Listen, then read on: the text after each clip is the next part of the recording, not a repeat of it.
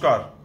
ভারতীয় জনতা পার্টির পক্ষ থেকে যারা যে ভাই দাদা বা বোন যারা আপনারা কাউন্টিং এজেন্ট হিসেবে কালকে আপনারা যাচ্ছেন নানান সেন্টারে, তাদের জন্য আমি কিছু পয়েন্ট এবং কিছু বার্তা দেবো। আপনারা একটু মন দিয়ে শুনে নেবেন এবং হয়তো আমাদের প্রত্যেককে ট্রেনিং দেয়া হয়েছে, তা সত্ত্বেও কিছু কিছু আপনাদের অবগতির জন্য আমি কিছু পয়েন্ট তুলে ধরছি, সেগুলো একটু আপনারা মেনে চলবেন এবং সুষ্ঠুভাবে ঠান্ডা মাথায় কালকে কিন্তু আমাদের এই বৈতরণী পার হতে হবে। প্রথমে আসি, যারা কাউন্টিং এজেন্ট হিসেবে যাচ্ছেন তাদের উদ্দেশ্যে বলছি। এক, টেবিলে ইভিএম আসার পর সেই ইভিএম মেশিনের নম্বরে আপনার কাছে থাকা 17C উল্লেখিত নাম্বার রয়েছে কিনা সেটা আপনি মিলিয়ে দেখে নিন। দুটো নম্বর যদি এক হয়, মিলে যায়, তবে আপনি মেশিনটা অন করতে দিন। নচেত ওই 17C এর সাথে 17C এর সাথে যদি ওই মেশিনের নাম্বার না মেলে, তাহলে কিন্তু আপনি আদৌ মেশিন অন করতে দেবেন না। দুই, মেশিন অন হলে মেশিনে 4 জুন 2024 তারিখ এবং যে সময় মেশিন অন হচ্ছে সেই সময় দেখাবে। যদি তারিখ এবং সময় ভুল দেখায়, তাহলে বুঝবেন মেশিনে কোনো গন্ডগোল আছে। অর্থাৎ আপনি যখন মেশিনটা 4 তারিখে অন করছেন এবং কটার সময় অন করছেন, আপনার হাতে ঘড়ি থাকবে বা আপনার ওয়ালে ঘড়ি থাকবে, ঘড়ি এবং ডেট এই দুটো যদি মিসম্যাচ করে, তাহলে জানবেন মেশিন গন্ডগোল আছে, তাহলে কিন্তু কাউন্টিং করতে দেবেন না। 3, ইভিএম মেশিন অন হওয়ার পর ডিসপ্লেতে মেশিনের সিরিয়াল নাম্বার দেখাবে এবং সেই সিরিয়াল নাম্বার 17C সাথে একবার মিলিয়ে নিন। যত নম্বর মেশিন দেখাচ্ছে 17C ফর্মের সাথে সেই নাম্বারটা মিলিয়ে নিন। না মিললে বুঝবেন কিছু কারচুপি রয়েছে। এটা কিন্তু খুব সেন্সিটিভ জিনিস। 5, মেশিনের রেজাল্টের সুইচ টিপবে যখন, তখন দেখে নিন মেশিনের ভোটের তারিখটি সঠিক দেখাচ্ছে কিনা। অর্থাৎ আপনার লোকসভাটি যে ডেটে হয়েছে আপনাকে সেটা মাথায় রাখতে হবে। আমার লোকসভা একটা ডেটে হয়েছে, আপনার লোকসভা ডেটের ভোটটা এক ডেটে হয়েছে, অন্য একটা লোকসভা ভোট অন্য দিন হয়েছে, অর্থাৎ 7 দফায় হয়েছে, মানে 7টা তারিখ, বা আবার যে এক্সট্রা ভোট হয়েছে সেই ডেট, অর্থাৎ ডেট এবং সেটাকে আপনাকে মিলিয়ে নিতে হবে এই মেশিনের মধ্যে দিয়ে। মেশিনে যখন রেজাল্ট দেখতে শুরু করবেন, তখন কোনো প্রার্থী কত ভোট পেয়েছে তা ভালোভাবে নিজের চোখে আগে দেখে নিন। এরপর 17C ফর্মের পার্ট 2তে নোট করে নিন। অর্থাৎ আপনার ক্যান্ডিডেট কত পেল, বা তৃণমূল কত পেল, নোটা কত পেল, সিপিএম কত পেল, নির্দল কত পেল, প্রত্যেকটা জিনিস কিন্তু আপনাকে পয়েন্ট ওয়াইজ প্রত্যেক ক্যান্ডিডেটই কিন্তু টুকে নিতে হবে। প্রতিটি প্রার্থীর প্রাপ্ত ভোট, নোটা ভোট, সমস্ত যে ক্যান্ডিডেট যেগুলো বললাম, সব ভোটগুলো আপনি টুকে নিন এবং সেটা যোগ দিন। দেখুন সেটা টোটাল ভোটার পোলিংয়ের সাথে মিলছে কিনা। অর্থাৎ তৃণমূল কত পেল, বিজেপি কত পেল, বা নির্দল যারা দাঁড়িয়েছে, বা সিপিএম কত পেল, বা নোটাতে কত ভোট, টোটাল ভোট কতগুলো পোলিং হয়েছে, সেইটা আপনি যোগ দিয়ে দেখুন তার সাথে টোটাল ভোটারটার সঙ্গে মিলছে কিনা। না হলে জানবেন, যদি না মিসম্যাচ হয় তাহলে জানবেন কোনো গরমিল আছে। 8 নম্বর পয়েন্টে আসি, গণনা কেন্দ্রে কোনো কাছ থেকে কোনো জল বা কোনো খাবার কেউ যাচলে খাবেন না, কাকেও বিশ্বাস করবেন না এই একটা দিনের জন্য।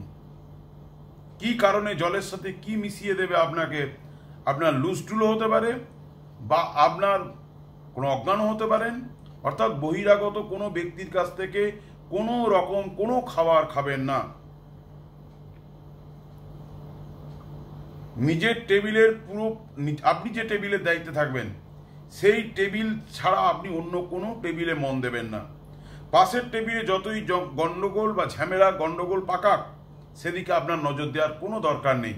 সেদিকে কি ঘটছে সেই টেবিলের ব্যক্তি বুঝে নেবে। আপনি আপনার টেবিল ছেড়ে কিন্তু ভুলেও সেই টেবিলের দিকে যাবেন না।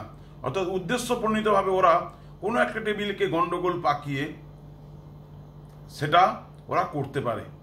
সেই দিক থেকেও কিন্তু সেই প্রলোভনে কিন্তু পা দেবেন না। 10, বাথরুম বা ইউরিনটা করে অবশ্যই ঢুকবেন। কোনো সময় কাউন্টিং চলাকালীন ইউরিন করতে আসবেন না, দয়া করে, খুব কষ্ট হোক, একটা দিনের জন্য কষ্ট করুন। কোনো রকম প্ররোচনায় পা দেবেন না, কোনো রকম মাথা গরম করবেন না। ঠান্ডা মাথায় যে নীতি বা নিয়ম কানুনগুলো বললাম সেগুলো আপনারা একটু ফলো আপ করুন, তাহলে দেখবেন আমরা অবশ্যই গৈরিক আবির মানুষের জয় জয়কার করতে পারবো, এই পশ্চিমবঙ্গে গৈরিক আবিরে ভরিয়ে দিতে পারবো। এবং সর্বশেষ বলি আর একটা খুব টেকনিক্যাল ব্যাপার, ধরুন আপনি যখন মেশিনটা এলো, মেশিনের ভোট কত পার্সেন্ট চার্জ আছে এটা একটু ফলো করুন। কারণ যেটা 1 নম্বর একদম প্রথম দফা যে ভোটটা হয়েছে সেই মেশিনের চার্জ কিন্তু আজকে এই 7 দফা ভোটের পর কোনোদিনও 100% থাকতে পারে না। যদি 100% থাকে তাহলে কিন্তু আপনাকে ভাবতে হবে। আর সর্বশেষ সবার কাছে বলবো, মাথা ঠান্ডা রাখবেন, কোনো রকম উত্তেজিত হবেন না। ইভিএম ভালো করে দেখুন, দরকার হয় দাঁড় করিয়ে রাখুন, স্থির করে রাখুন, কোনোভাবে ঘুরিয়ে দেখাচ্ছে কিনা দেখবেন। সেরকম হলে চ্যালেঞ্জ করে ভিভিপ্যাট কাউন্টিংয়ের জন্য আপনারা আপিল করতে পারেন। এবারে নির্বাচন কমিশন আরও একটা জিনিস আপনি দেখে নেবেন, যে ব্যক্তি এই কাউন্টিং এজেন্টের মধ্যে আছে তারা সমস্ত সরকারি কর্মচারী কিনা এটা দেখে নেবেন।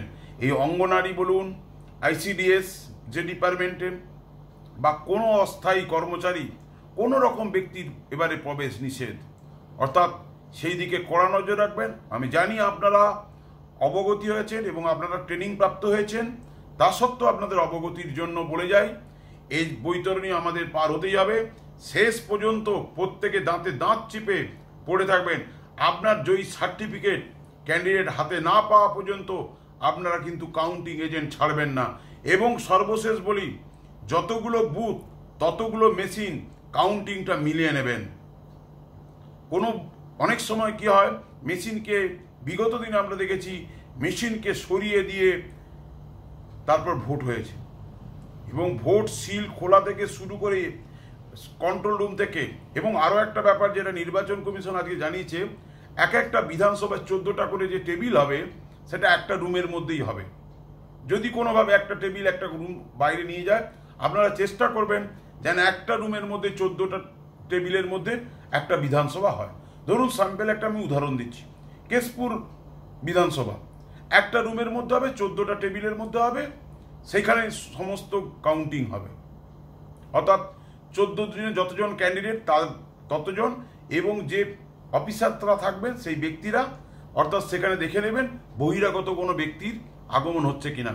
কারণ ওই টাইপ্যাকের বহু ছেড়ে তারা কিন্তু ঘুরে বেড়াচ্ছে একটা গন্ডগোল পাকাবার জন্য।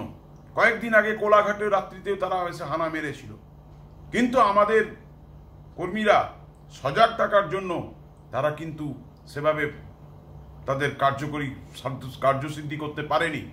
তাই সবাইকে আমার নমস্কার জানিয়ে, আমার বার্তা জানিয়ে আজকের প্রতিবেদন এখানেই শেষ করছি।